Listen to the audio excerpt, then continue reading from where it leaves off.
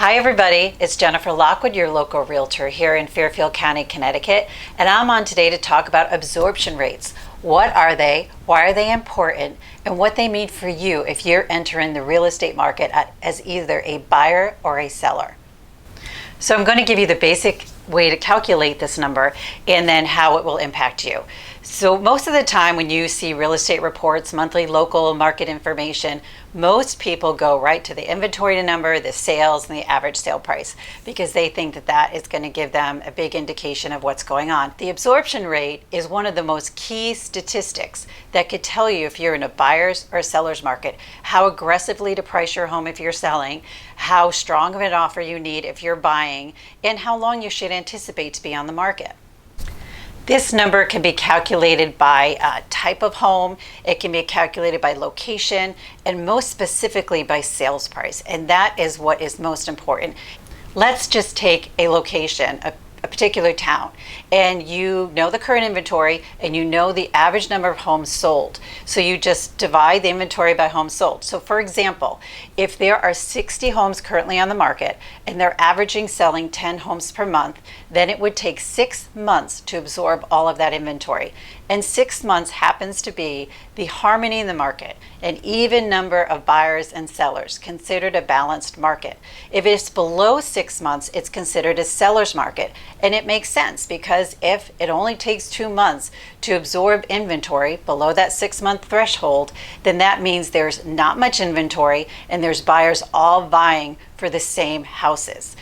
And if it's above 6 months, you know there's lots of inventory, not many buyers, and they have many choices, so it takes longer for that inventory to be absorbed.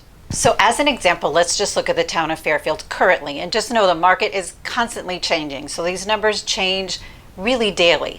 But I did the calculation today, and the town of Fairfield, for the entire town, including single family homes and townhouses, it is 7.6 months of inventory. So just above that 6-month threshold. So it's really important to calculate it by price point. I currently have a buyer that is looking between $400,000 and $500,000 in Fairfield. So I calculate that absorption rate for them.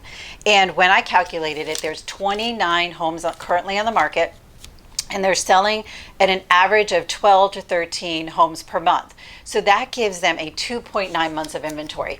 Now that's important for them to know, because if they're going in with an offer knowing that it is a seller's market below that 6-month threshold, they know that there's other buyers vying for the same houses. So they need to go in with a strong offer in this market. And then on the flip side, I have a seller who's going to be listing in another month, and it's between $900,000 and $1 million. So I ran that for his single family homes in the town of Fairfield. Currently 24 homes on the market, and their average selling between 2.5 and 3 homes per month. So that is 8 months of supply of inventory. So over the 6-month threshold. So they know that they're going to be on the market longer. Very important for them to price it appropriately, competitively, and aggressively in a market like that. In case you missed a previous video of mine, I did how to prepare your home for sale, because these sellers are going to have their house look pristine and be prepared for these buyers because they know they're competing for their attention because there's much more inventory at this price point and choices for them. What makes this number even more powerful is that you can even calculate this number by neighborhoods, by location, by either single family or condos, and most importantly by price point. So whether you're entering the market as a buyer or a seller, this number is a powerful number for you to understand what's going on in your local real estate market. Make sure you subscribe to my channel so you don't miss any upcoming videos. I usually post something about real estate content, news, local information, and this one particular I wanted to come on and explain because it's so important, and many clients never look at this statistic, and it's a very powerful number. So I hope you found this information helpful, and I will see you next time.